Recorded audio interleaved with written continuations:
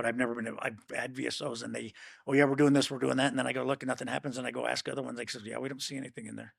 I'm going, that's not right. I'm gonna make some phone calls when we leave here. Well, I don't know. It doesn't matter. I Well, don't want you to get in trouble because no, no, there's no, no no, such no. thing. I'm not gonna get in trouble. There's nothing wrong with calling people Yeah, and just asking and questions, then I'll but get blacklisted, and then they'll cut me off because no, of no, it. no, definitely not. No. But Now, so that person I told you about, I actually called a couple of the other Marines I had who actually had the PO40, but they never did anything with them. They left them at no rating at all, hardly nothing.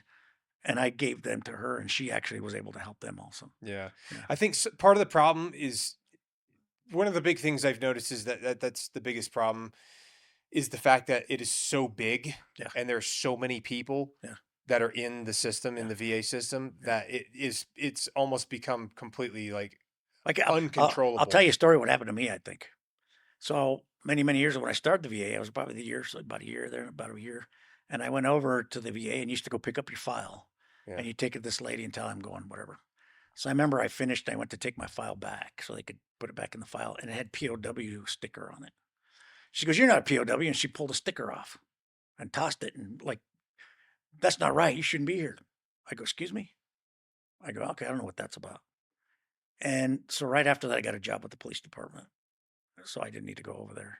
And I never checked on it again. Never checked on it. And I think that's what happened is when they filed and pushed everything over, it didn't have that POW sticker on the front when they were doing their upgrading and doing all their stuff. Because when I went to try to get to the VA again, um, they didn't have me in their system as a POW. I was in the system and I couldn't figure it out. And I finally talked to a guy and he says, "The problem is you've been contacting us here in Colorado. You're not a POW here." And then he started looking, he goes, nationwide, when they did it, to put you in there, they do you have a POW, but for some reason here you are not. I literally had to go through a congressman and have him, he got a hold of the Marine Corps and the State Department and a couple other agencies to send paperwork to tell them that I was a POW. This is what happened to me, whatever, whatever, and I have the POW rating. And I had to turn that paperwork over to them. And that was like in 2015.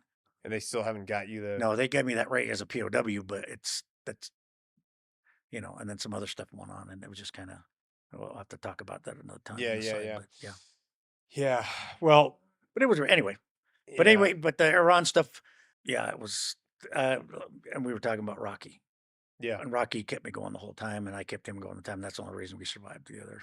And we're doing it again. Like I told you today, like brothers. We're literally like brothers, with each other, and yeah, Yeah, I mean, having your friend there yeah, to provide, number one, comic relief, yes. throughout the time to kind of keep your spirits up.